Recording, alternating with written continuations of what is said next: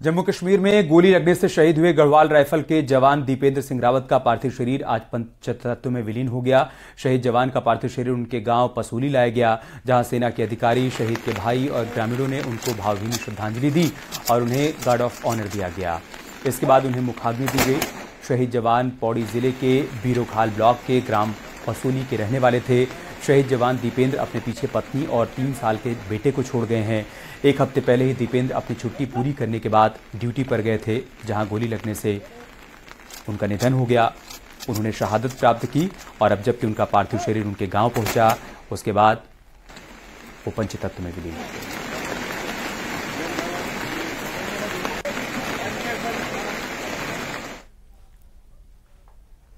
भारतीय वायुसेना के होनहार अधिकारी विंग कमांडर अनुपम गुसाई की लेह लद्दाख में हार्ट अटैक से निधन हो गया। विंग कमांडर अनुपम राफेल के पहले टेक्निकल अधिकारी थे जो फ्रांस में ट्रेनिंग लेकर आए थे। उनका पार्थिव शरीर वायुसेना के विशेष जहाज लेह से उनके देहरादून आवास लाया गया। इस दौरान सैनिक कल्याण मंत्री गणेश जोशी ने उन्हें श्रद्धांजलि दी। तो गणेश जोशी को भी आप देख रहे हैं जिन्होंने श्रद्धांजलि दी। विंग कमांडर अनुपम अब हमारे बीच नहीं रहे। अनुपम गुसाई का निधन हो गया है। लेह लद्दाख में हार्ट अटैक से उनका निधन हुआ।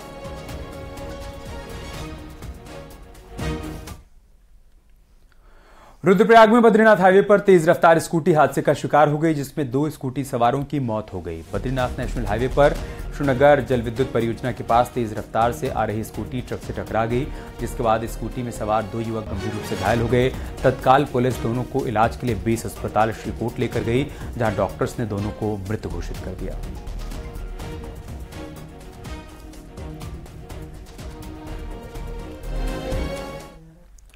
पिथौरागढ़ का एक वीडियो सोशल मीडिया पर जमकर वायरल हो रहा है। वीडियो में कोचिंग इंस्टीट्यूट चला रहे 2 टीचर्स 16 साल के स्टूडेंट को पीटते हुए दिखाई दे रहे हैं। कलयुगी शिक्षक स्टूडेंट्स को इतनी बुरी तरह से पीट रहे हैं कि उन्हें इस बात की भी परवाह नहीं है कि स्टूडेंट की जान भी जा सकती है। दोनों शिक्षक सरेआम स्टूडेंट को पीट रहे हैं और लोग तमाशबीन बने हुए हैं। इस मामले की शिकायत पुलिस में दर्ज की जा चुकी है। तो ये वीडियो सोशल मीडिया पर वायरल हो रहा है। एक छात्र की पिटाई का वीडियो देख सकते हैं आप। कलयुगी शिक्षक बुरी तरीके से इस छात्र को पीटता हुआ नजर आ रहा है।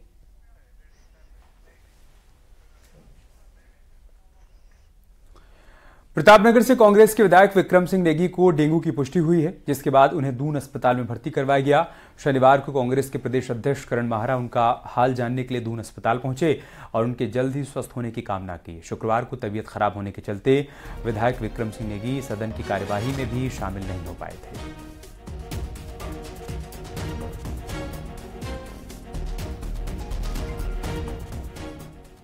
देहरादून में डेंगू के केसेस लगातार सामने आ रहे हैं। हालात तो ये है कि सीएम ऑफिस में भी डेंगू ने दस्तक दे दी है। सीएम धामी के सहयोगी विश्वास डोभाल को डेंगू हो गया है, जिन्हें देर रात दून अस्पताल में एडमिट किया गया।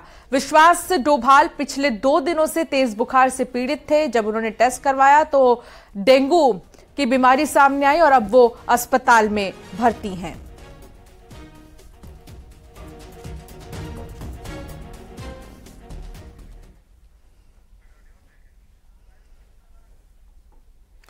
तो पहाड़ से लेकर मैदान तक डेंगू ने अपने पैर पसार लिए हैं। वहीं चिकनगुनिया ने भी दस्तक दे दी है।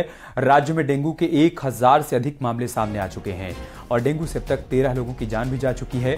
राजधानी देहरादून में 600 मामले सामने आए हैं, जिसमें डेंगू से 12 लोगों ने अपनी जान गंवाई है। इसके साथ ही कई इलाकों में चिकनगुनिया के मामले भी देखने को मिले हैं। वहीं स्वास्थ्य मंत्री धन सिंह रावत का कहना है कि डेंगू के मरीजों के लिए इलाज के पूरे इंतजाम किए गए हैं और धीरे धीरे डेंगू पर काफी नियंत्रण भी हुआ है। तो जैसे मरीज हमारे पास आ रहे हैं, उनके आने और उनके भर्ती होने के हिसाब से हम व्यवस्थाएं बढ़ाते चले जा रहे हैं, ताकि किसी को हम रिफ्यूज न कर सकें और सबको बेड अवेलेबल हो और किसी भी मरीज को कहीं और जाने के लिए विवश न होना पड़े। तो हम हर वार्ड को, जैसे हमारा वार्ड अभी ग्रेजुअली शुरू में 2 वार्ड थे, अब आज के डेट में 5 वार्ड हैं। उसी तरह से नंबर ऑफ बेड्स बढ़ गए हैं और ये सब डिपेंड करता है मरीजों की आने वाली संख्या पे, भर्ती होने वाले मरीजों की संख्या पे। और अब धीरे धीरे डेंगू पे काफ़ी नियंत्रण हो गया है। हमारे 7 जिलों में एक भी केस डेंगू का पॉजिटिव नहीं है और अभी तक रिकवरी रेट हमारा जो है वो 85% है कि 85% जो है मरीज़ ठीक हो गए हैं और जो मरीज हॉस्पिटलों में उनके लिए पूरा उपचार की व्यवस्था सरकार की तरफ से निःशुल्क की गई। देहरादून से खबर, जहां प्रधानमंत्री ग्राम सड़क योजना में बिना एनओसी 7 इंजीनियरों के काम करने के मामला सामने आया है। बता दें कि पीएमजीएसवाई चीफ समेत 7 इंजीनियर के पास एनओसी नहीं है, बावजूद इसके वो काम कर रहे हैं और अब तक एनओसी रिन्यू करने की कार्रवाई भी नहीं हुई है। मामले में सिंचाई मंत्री सतपाल महाराज का कहना है कि जांच करने के बाद इंजीनियरों पर कार्रवाई करेंगे। विधानसभा में गूंजा एनओसी नहीं है, वो तो विधानसभा अध्यक्ष ने बुला करके चीफ सेक्रेटरी को कह दिया। मैं भी वहां पर उपस्थित था और काफी सख्ती उन्होंने की है। मैं समझता हूं इसका कुछ ना कुछ सकारात्मक इसके परिणाम होंगे। चलिए वो देख लूंगा, मैं उसकी जांच करा लूंगा, परीक्षण करा के मैं उसका कार्रवाई करेंगे उस पर। धन्यवाद जी। और सीएम पुष्कर धामी दिल्ली के दौरे पर हैं, जहां सीएम G20 डेलीगेट्स के साथ डिनर कार्यक्रम में शामिल हुए हैं। राष्ट्रपति भवन में डिनर कार्यक्रम को लेकर बड़ा अपडेट यही आया है कि सीएम पुष्कर धामी शामिल हुए हैं, जिसमें तमाम विदेशी मेहमानों के साथ साथ अलग अलग देशों के प्रतिनिधि भी शामिल हुए हैं। मुख्यमंत्री पुष्कर सिंह धामी भी इस रात्रि भोज में शामिल हैं। तो भारत मंडपम में डिनर कार्यक्रम का आयोजन किया गया है, वहीं पर शामिल हुए हैं मुख्यमंत्री पुष्कर सिंह धामी। अलग अलग राज्यों के कई मुख्यमंत्री भी यहां पर पहुंचे हुए हैं और तमाम देशों के राष्ट्राध्यक्ष भी इस डिनर कार्यक्रम में शामिल हैं।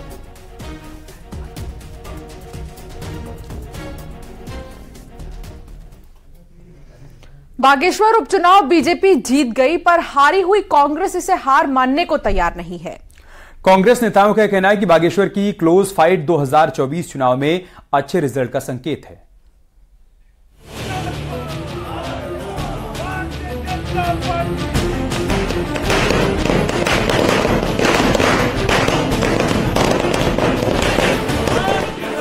चंपावत के बाद बागेश्वर उपचुनाव जीतकर बीजेपी खुश है, तो कांग्रेस इस बात से संतुष्ट है कि चंपावत की करारी हार के मुकाबले हालात बेहतर हुए हैं। बीजेपी और कांग्रेस के उम्मीदवार में जीत का अंतर 2405 वोट का रहा। कांग्रेस उम्मीदवार बसंत कुमार को 30,842 वोट मिले, जबकि पिछले चुनाव में कांग्रेस प्रत्याशी रंजीत दास को 20,070 वोट मिले थे। इस लिहाज से पिछली बार हार जीत का अंतर 12,000 वोट से ज्यादा का था। लिहाजा कांग्रेस 10,700 वोट के अंतर को अपनी कामयाबी मान रही है और हार के बावजूद कांग्रेस को लगता है कि बदलाव का असर 2024 के लोकसभा चुनाव के रिजल्ट में दिखेगा। निश्चित है 2024 में कांग्रेस और तब तक अभी समय है, हम और मजबूती की ओर को बढ़ेंगे। 2024 के रिजल्ट अच्छा आएगा और 2027 में बीजेपी को पच्युत करके उत्तराखंड में कांग्रेस की सरकार को स्थापित करेंगे। बागेश्वर की हार में कांग्रेस भविष्य की जीत देख रही है, तो उपचुनाव जीत चुकी बीजेपी इसे विपक्षी गठबंधन इंडिया और कांग्रेस का भविष्य बता रही है। प्रभारी मंत्री सौरभ बहुगुणा के मुताबिक पहली बार बागेश्वर में कांग्रेस बीजेपी में आमने सामने का मुकाबला हुआ, वरना मुकाबला त्रिकोणीय रहा करता था। तो ये हमारे लिए उपलब्धि है कि इतनी विपरीत परिस्थितियों में जहाँ पे पूरा इंडिया ब्लॉक हमारे खिलाफ एकजुट होकर लड़ा, कांग्रेस ने पूरी ताकत लगाई, बड़े बड़े उनके दिग्गज नेता रात दिन वहाँ पर बागेश्वर में उन्होंने कैंप किया, उसके बाद भी हम अपना वोट शेयर भी बढ़ाने में सक्षम हुए और हमने चुनाव जीतने भी एक मिथक तोड़ा है। तो मैं बागेश्वर की देवतुल्य जनता को बहुत बहुत धन्यवाद देता हूँ। नतीजे घोषित होने के बाद बागेश्वर उपचुनाव का चैप्टर क्लोज हो चुका है, लेकिन रिजल्ट में फेल होने के बावजूद कांग्रेस को उम्मीद है कि 2024 की परीक्षा में कामयाबी मिलेगी। पर बीजेपी के सामने कांग्रेस का इम्तिहान आसान नहीं होने वाला। दीपांकर भट्ट, न्यूज़ 18 देहरादून।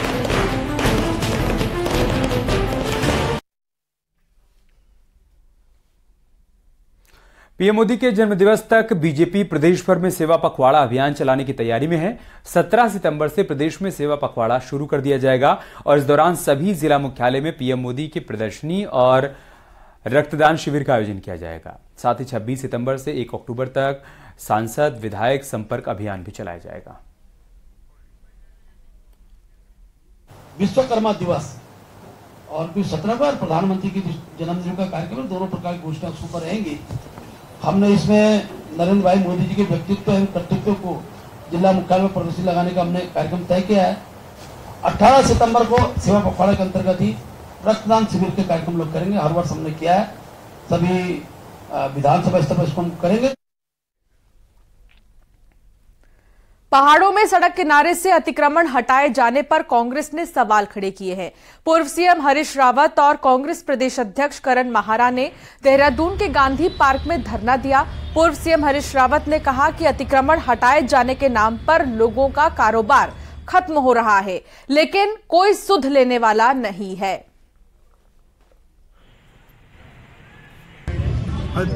अतिक्रमण के नाम पर सरकारी भूमि, वन भूमि आदि भूमियों पर अतिक्रमण के नाम पर जो चिन्हीकरण का आतंक व्याप्त है और चिन्हीकरण ही कई जगह ध्वस्तीकरण भी प्रारंभ कर दिया गया है। 2024 लोकसभा चुनाव नजदीक आते ही राजनीतिक पार्टियां किसानों के वोट बैंक को टटोलने में जुट गई हैं और पिछले दिनों किसानों की 2 महापंचायतों के मायने भी अलग अलग निकाले जा रहे हैं। क्या है किसानों की रणनीति, आपको दिखाते हैं इस खास रिपोर्ट में।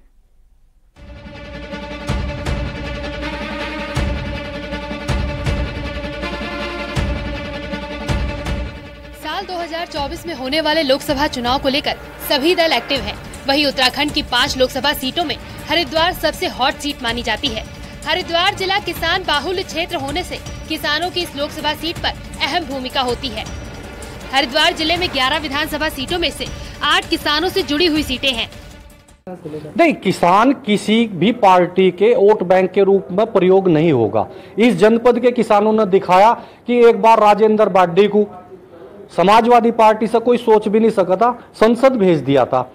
हरीश रावत जी को यहीं से सांसद बनाया, निशंक जी को 2 बार सांसद बनाया। ये किसानों की देन है। सियासी दल किसानों को साधने की कोशिश कर रहे हैं, जबकि किसानों का साफ कहना है कि उन्हें सिर्फ वोट बैंक न समझा जाए। किसानों का ये भी कहना है कि 2024 लोकसभा चुनाव में किसान अपनी रणनीति तय करेगा कि किसान किस पार्टी के साथ है। हम किसानों को, हमारे किसानों के बीच में गांव-गांव चौपालों पर हमने चर्चा शुरू करा दी कि हम अपनी वोट बैंक की ताकत सरकार को दिखानी पड़ेगी। ये किसान की वोट बैंक की ताकत को नहीं समझ पा रहे। किसान की बात करेगा, जो भी किसान की बात करेगा, किसान उसे ही वोट देगा। सभी सियासी दल किसानों की नब्ज टटोलने में लगे हैं और किसान नेता अपनी रणनीति बनाने की बात कर रहे हैं। ऐसे में देखना होगा कि लोकसभा चुनाव में किसान किसकी तरफ रुख करता है। रुड़की से न्यूज़ 18 के लिए मनोज जुयाल की रिपोर्ट। और चलिए एक नजर डालेंगे पहाड़ों की टॉप 10 खबरों पर। नैनीताल में दिल्ली से आई एक महिला पर्यटक की मौत हो गई है। महिला परिवार के साथ सरोवर नगरी आई थी और तबीयत बिगड़ने के बाद उसे अस्पताल ले जाया गया, जहां उसे डॉक्टर्स ने मृत घोषित कर दिया। बागेश्वर में हो रही बारिश से जनजीवन अस्त व्यस्त हो गया है। बारिश के पानी की निकासी न होने के कारण कई जगह जलभराव की समस्या हो रही है। टिहरी जिले में भी बारिश का सिलसिला जारी, जिससे जनजीवन प्रभावित हो रहा है। टिहरी डैम की झील के जलस्तर में भी बढ़ोतरी हो रही है।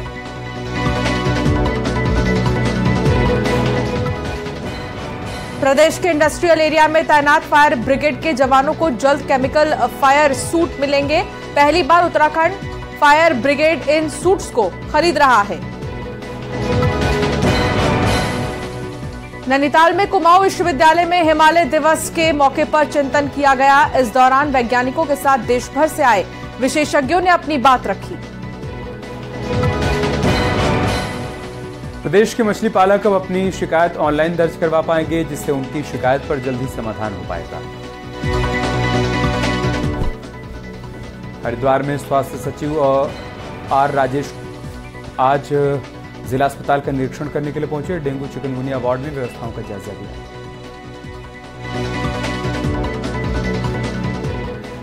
कोटद्वार में सिद्ध बली मंदिर समिति की ओर से निःशुल्क स्वास्थ्य शिविर का आयोजन किया गया। शिविर का उद्घाटन स्वास्थ्य मंत्री धन सिंह रावत ने किया।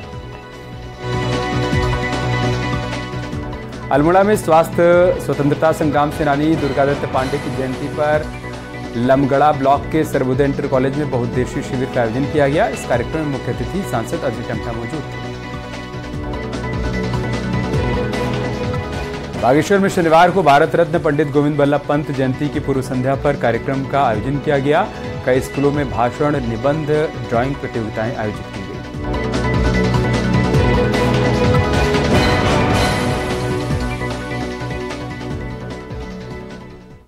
देश में आपदा के दौरान राहत पहुंचाने में रिलायंस इंडस्ट्री हमेशा से आगे रहती है।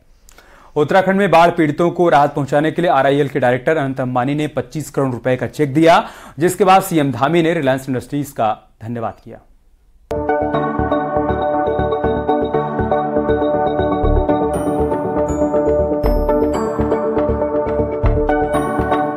रिलायंस इंडस्ट्रीज ने बाढ़ से प्रभावित राज्य उत्तराखंड के सीएम राहत कोष में 25 करोड़ रुपए की सहायता राशि दी है।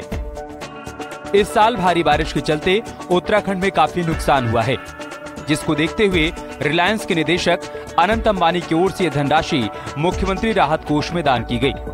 अनंत अंबानी ने मुख्यमंत्री पुष्कर सिंह धामी को लिखे एक पत्र में लिखा है कि हमें उम्मीद है कि ये पहल उत्तराखंड के लोगों के लिए विभिन्न विकास कार्यक्रमों को शुरू करने के राज्य सरकार के प्रयास को आगे बढ़ाएगी।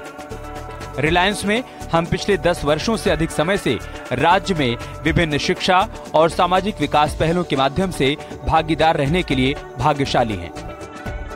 रिलायंस इंडस्ट्रीज की ओर से मुख्यमंत्री सीएम धामी को 25 करोड़ रुपए की धनराशि का चेक सौंपा गया।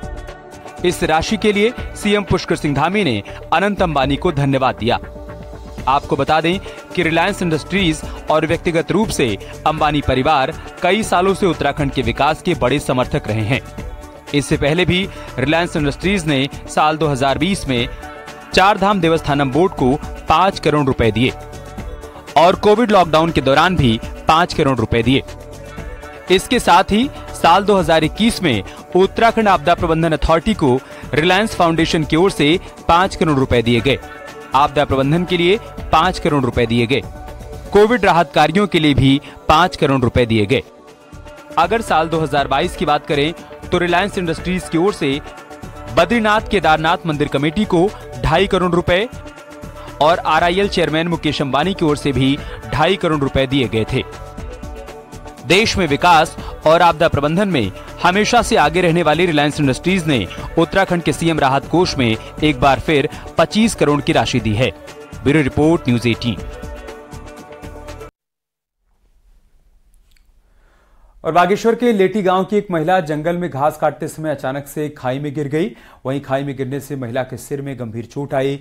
गांव वाले खाई से निकालकर महिला को जिला अस्पताल लेकर पहुंचे, जहां डॉक्टर्स ने उसे मृत घोषित कर दिया। मृतक महिला गांव की महिलाओं के साथ पास के जंगल में घास काटने के लिए गई थी और तभी पैर फिसलने से खाई में गिर गई।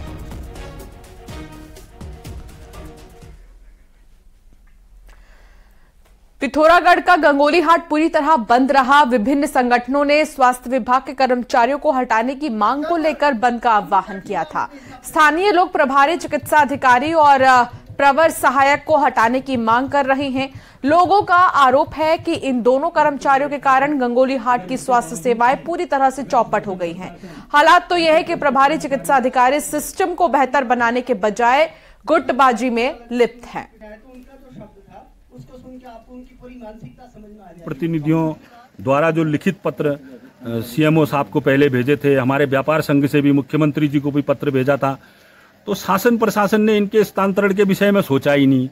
और सीएमओ साहब ने यहाँ पर आके कई एक बार मीटिंगें भी ले ली हैं, फिर भी उन्होंने इनके खिलाफ कोई भी कार्रवाई नहीं की। तो आज हमारे व्यापार संघ और जितने भी जनप्रतिनिधि हैं, इन्होंने एक मुहिम छेड़ी है और इसीलिए अब इसमें बाजार बंद करवाया है।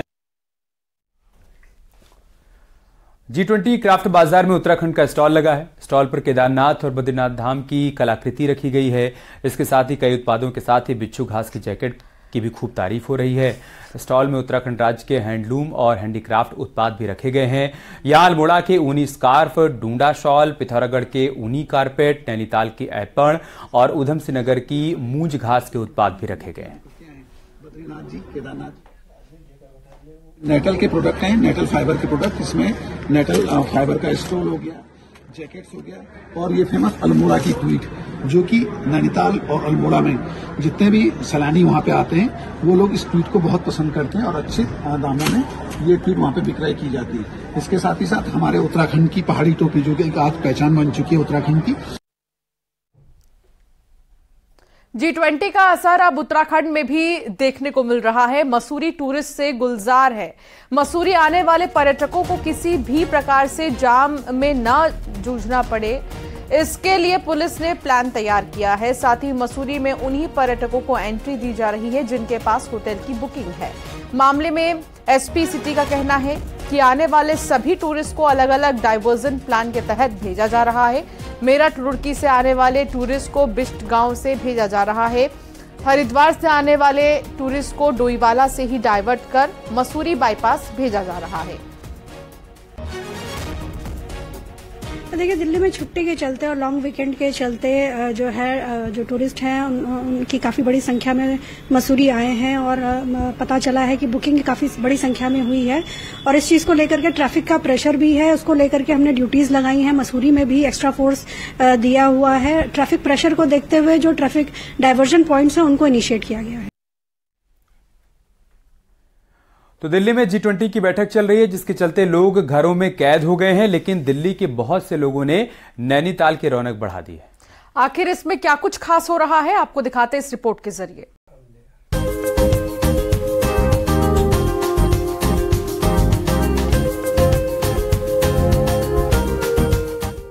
दिल्ली में G20 की बैठक का फायदा नैनीताल के टूरिज्म कारोबार को हो रहा है। नैनीताल के पर्यटन स्थल दिल्ली के पर्यटकों से गुलजार है, तो टूरिस्ट स्पॉट पर पर्यटकों की भीड़ ने नैनीताल में चार चांद लगा दी है। 3 दिनों की छुट्टी के चलते पहाड़ पहुंचे पर्यटक ऑफिस की टेंशन से दूर है, तो दिल्ली की गर्मी को पीछे छोड़ नैनीताल की सर्दी का एहसास कर रहे हैं।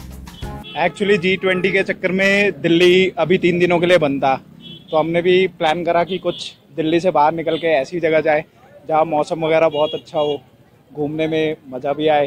तो हमने भी एक दोस्तों के साथ अपना ट्रिप बनाया है। दिल्ली में मौसम तो बहुत गर्मी है, उमस है। या 3 दिन की छुट्टी है, तो फिर स्कूल की छुट्टी है, ऑफिस भी बंद है, तो फिर दिल्ली पूरी बंद है, तो हम लोग निकल आए यहाँ। अभी G20 समिट चल रहा है, तो सारा रेस्ट्रिक्शन है, तो कहीं निकल नहीं पाएंगे, तो घर में बैठने से अच्छा है कहीं और घूम आए। बीते दिनों बारिश के चलते पर्यटन कारोबार धीमा हो गया था, तो हिमाचल की आपदा के बाद ये पर्यटन स्थल सुनसान से हो गए थे। लेकिन G20 की बैठक के बाद अचानक टूरिस्ट का फ्लो नैनीताल की तरफ बढ़ गया है। सैलानियों की लगी इस भीड़ से होटल पैक हो गए हैं, तो पर्यटन से जुड़े कारोबारियों को ऑफ सीजन में भी लाभ मिल रहा है। जो हिमाचल और गढ़वाल साइड जो आपदा से काफी नुकसान हुआ था, उसका नुकसान हमें नैनीताल में टूरिज्म को बहुत ज्यादा झेलना पड़ा था।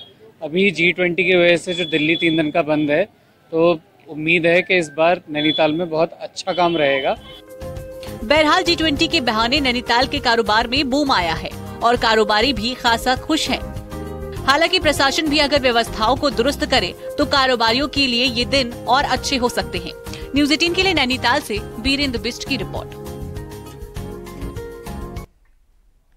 अल्मोड़ा जिला अस्पताल में अस्थायी ओटी में बड़े और गंभीर ऑपरेशन होने लगे हैं। पहले एक नेपाली मूल के बच्चे का जटिल ऑपरेशन किया, तो अब एक महिला के कान का सफल ऑपरेशन किया गया, जिससे लोगों का विश्वास जिला अस्पताल पर बढ़ रहा है। लेकिन मेडिकल कॉलेज में कई महीने बाद भी ओटी शुरू नहीं हुई, जिससे मरीज परेशान हैं। फिर इन्होंने मुझे सलाह बताया, फिर इन्होंने जांच पूरी कराई मेरी। उनका बेटा तेरा सर में घाव है। फिर मैं दिखाया था, फिर मुझे यहाँ आने से बहुत ही फर्क हुआ। इसको बचपन से कान बहता था और कान में खुजली होती थी, ठीक है। जब भी कान खुजाती थी तो खुजाने के साथ में कान में मवाद के साथ साथ कान से खून आता था। तो सबसे प्रमुख तौर पे जो एक समस्या होती है इन मरीजों में ये होती है कि खुजली के साथ में कान खुजाने पर कान में मवाद के साथ खून आता। चमोली में सिद्धपीठ नंदाधाम कुरड़ से विश्व प्रसिद्ध नंदा लोक यात्रा की शुरुआत हो गई। नंदा देवी की डोलियों को हिमालय की ओर विदा करते वक्त ग्रामीणों का हुजूम उमड़ पड़ा। ये लोकजात यात्रा वेदनी कुंड और बालपाटा में नंदा सप्तमी को संपन्न होगी। डोली वेदनी कुंड बालपाटा पुग्याल पहुंचेगी, जहां मां नंदा की पूजा अर्चना के बाद नंदा देवी लोकजात यात्रा का समापन हो जाएगा। मां नंदा का ये धाम है और पूरे क्षेत्र की बहुत एक अपार श्रद्धा रहती है। और वास्तव में हमारे पौराणिक समय से ये लोक जात अपने संसाधनों से ही लोग कर रहे हैं। जितने भी दिहाड़े आ रखी हैं ये अपने घर से नए अनाज से बने हुए, जैसे इसमें काखड़ी होता है, मुंगरी खाजा या कोणी का खाजा जो पहले से चलता है, तो उसको चढ़ा करके माँ से ये माँ तू कैलाश जा रही है ससुराल के लिए विदाई करते हुए, और करुण रस रोते हुए भी कई लोग अभी आप देखेंगे थोड़ी देर 4 बजे हमारी यहाँ से नंदा देवी की दोनों टोलियां प्रस्थान करेगी।